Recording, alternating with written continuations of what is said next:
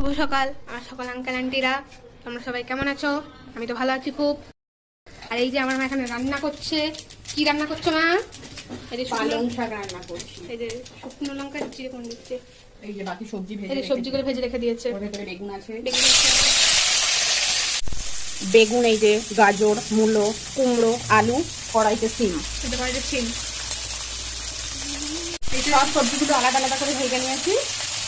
দিয়ে এবার সিমটা ভেজে দিয়ে ফোড়ন দিয়ে দিয়েছি, শুকনো লঙ্কা আর পাঁচফোড়ন দিয়ে সিমটা ভাজা হবে।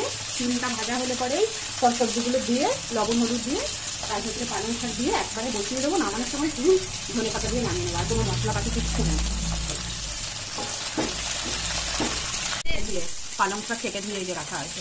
এই যে পালং শাক কেটে ধুয়ে রাখা হয়েছে, এখানে জল ধরতে রাখা হয়েছে। ভাত কমপ্লিট, ডিম সেদ্ধ, আলু করলা ভাজা, এই যে আলু করলা ভাজা। এখানে এখন আপাতত এটাই খাবার হয়েছে, সকালের খাবার হবে। বাবা খেয়ে কাজে যাবে, তুমি যদি একটু ভাত খাও খাবে, নাহলে রুটি মুড়ি যা খাও খাবে। আর বাবা তো খেয়ে কাজে যাবে একবার। সিমগুলো প্রায় ভাজা হয়ে গেছে, লবণ হলুদ দিয়ে দেবো। লবণ দিয়ে দিলাম, হলুদ দিয়ে দিলাম। এবার বাকি ভেজে রাখা সবজিগুলো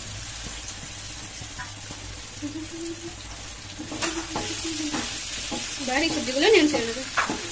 এই যে পালং শাক প্রায় হয়ে গেছে, এই যে একটু ধনে পাতা দেবো, তাহলেই হয়ে যাবে।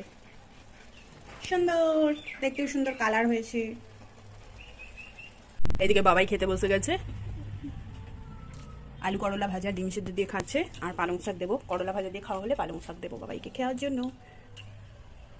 এই যে পালং শাকটা এরকম দেখতে হয়েছে, সুন্দর সবুজ হয়েছে। শুভ দুপুর বন্ধুরা। শুভ দুপুর।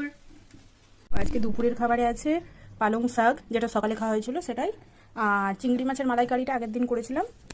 এই পোস্তটাও আগের দিনের একটু ছিল, খাবার তো নষ্ট করা ঠিক নয়, একটু রাতে এক্সট্রা হয়ে গেছিলো, সেটা রেখে দিয়ে যে গরম করে নেওয়া হয়েছে। আর এই যে আলু করলা ভাজা আর পালং শাক, এই ছিল আজকে দুপুরের আমাদের খাবার। এই যে সন্ধ্যাবেলা বাবাই এখন পড়তে বসেছে, সোমবারে বাবাইয়ের অঙ্ক পরীক্ষা, এখন অঙ্ক করতে বসেছে। তাড়াতাড়ি করো তাড়াতাড়ি করো।